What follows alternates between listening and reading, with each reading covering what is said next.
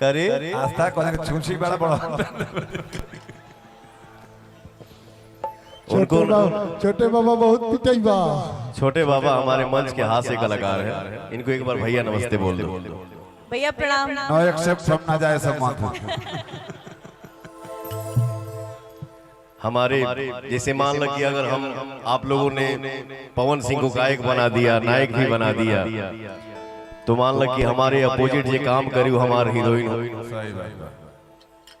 और जितना देर के लिए काम है उतने देर के लिए मैं ही हूँ, दूसरा कोई आ नहीं सकता, आने नहीं दूंगा। हीरोइन को पीतो जी जे बड़ी जी ठीक ना। तो रितु जी, आस्था जी, ये हमारे साले साहब हुए फिल्मी दुनिया के, तो आप भी इनको भैया प्रणाम बोल दीजिए। भैया प्रणाम। भैया नो नो प्रणाम। नो नो नो बांसुर का भैया भैया तार लगे मुंगेरी जी खंडोल से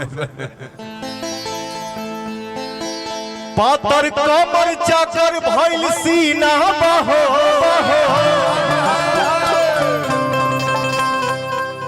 पातर कमर चाकर भइल सीना बहो,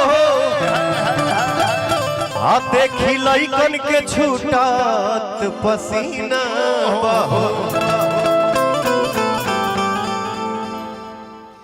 काथी करतारू यूज टाइट रहता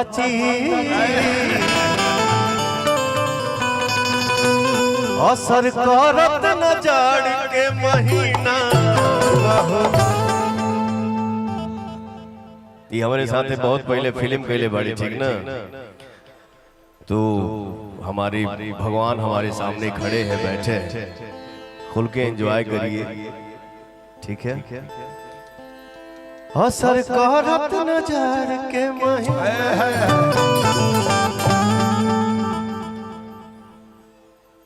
एक ठो गाना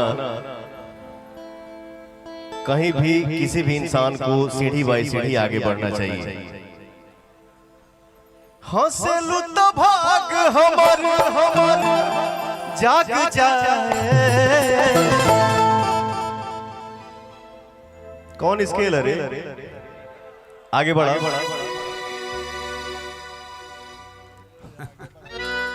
एक मिनट।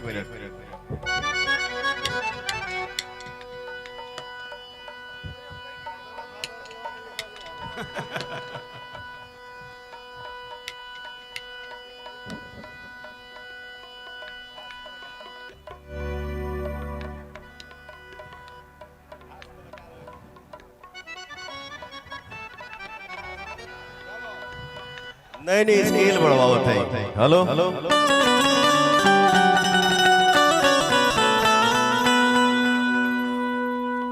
हेले आओ आगे रहो फ्रंट पर।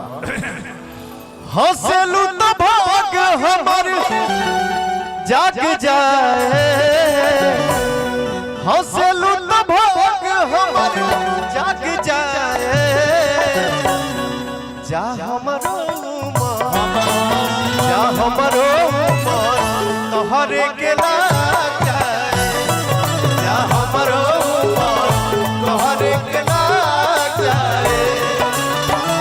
हंसलू तो भाग हमर जाग जाए, हंसलू तो भाग हमर जाग जाए।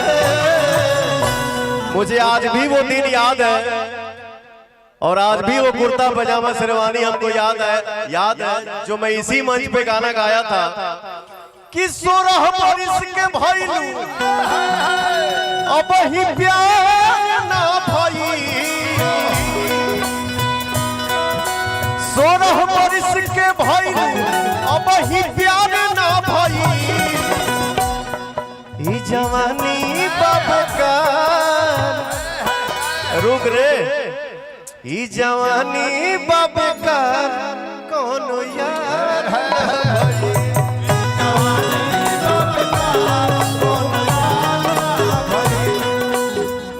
आओ। आज आस्था मेरे साथ मंच पे पहली बार मिली है, जागरण में करो तरु भैया हो जा हमरो उमर। यही डांस किया था उस टाइम भी। तोहरे के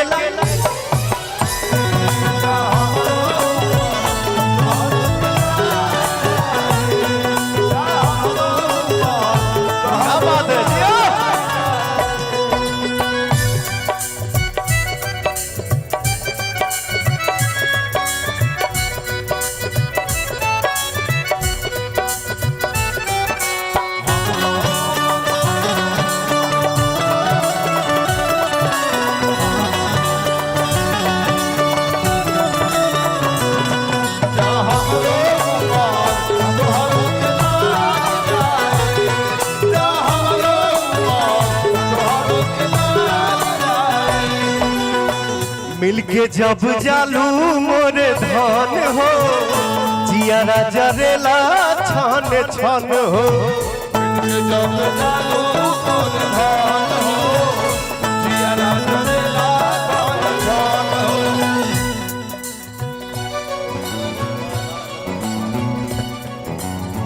मिलके जब जालू मोरे धन हो जियारा जरेला छन छन हो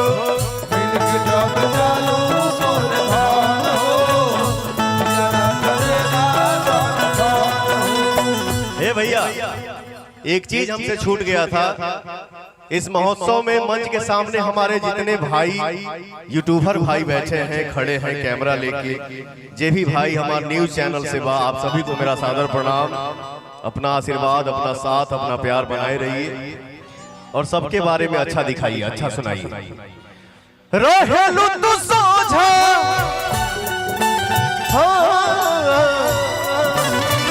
रहेलू तू सोझा दुख भाग जाए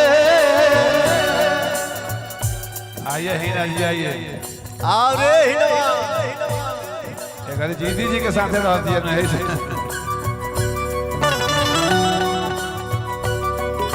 ए व्यास जी जीती जी के हीना जी के सगाई होके वाला बा अरे रहे ना देख के काहे इतना गोड़ लगता है ले आवले चाह लागे जीती जी के हीना जी के सगाई होके वाला देखिए ड्रेस एके में के बा आई हो दादा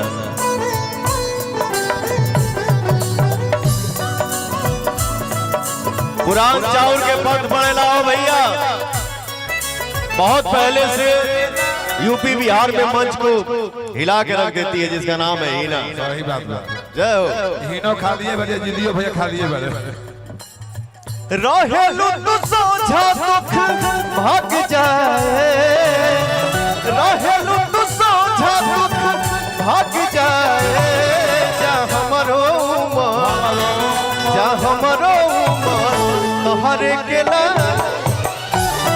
जा हमरो उमर तोहरे केला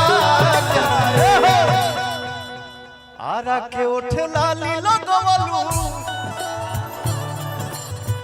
आ बलिया के बाली नवा ताके नथुनी आरा के उठ लाली लगवलू बलिया के बाली नवा ताके नथुनी आरा के उठ लाली लगवलू बलिया के बाली नवा ताके नथुनी त कौना जिला के जिलेबी ए बाबू नी कौना जिला के जिलेबी हो